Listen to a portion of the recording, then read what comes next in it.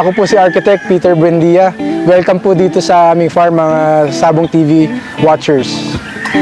So ayan, at pag-uusapan namin ngayon, of course, ang isa sa kanilang bloodline. Ito hindi ako masyado kabisado dito, pero pag-uusapan po natin ang GAL.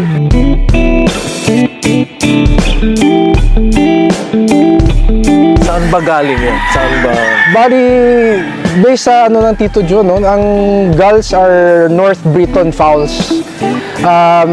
Cross siya ng broodcock na red pile na green-legged, cross to brood hen na two-way cross na Irish brown red cross sa isang parang white hackle na bloodline pa.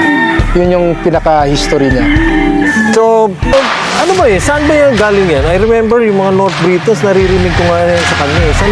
Saan ba niya in-import ka? Actually, direct na nakuha yan kay Howard Belk Sr.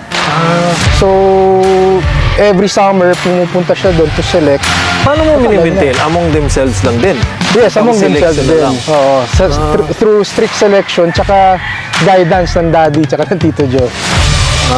So, kasama rin sila siyempre sa selection. Like what I mentioned doon sa previous, pagka magsaset kami ng breeding, I try to invite Tito Joe at saka si daddy. Gusto ko silang dalawa, mas maganda yung 3 heads are better than 1 head eh. So, yung mata nila iba talaga. Dok, sa akin akala ko okay na. Sa kanila pala meron silang specific na mga tinitingnan sa kanila.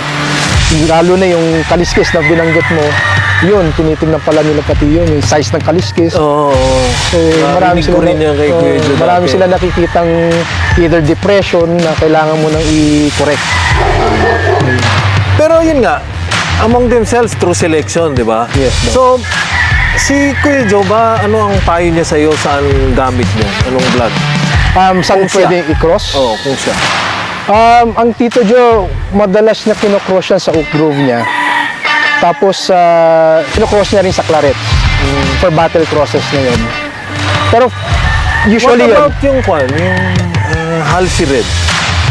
Ayun, pwede mo rin cross yan doon. Magkamukha rin yun. Red, straight comb, yellow leg. So, kami na lang yun. Siya talaga, strict, purist talaga eh. So basically, sila, no?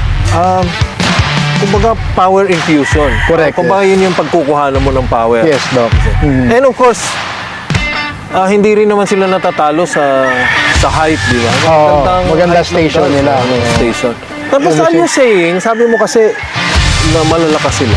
So, maganda rin sila sa stag derbies. Yes, Doc. Pati gameness, subok na namin sila ilaban ng pure.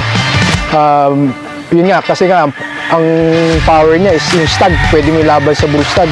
So, hindi ka mag-aalala kung may nakalusot na kalabang kang magulang-gulang, medyo kampante ka na pagkagalang nilalaban mo. Yun sa farm namin, na-experience namin.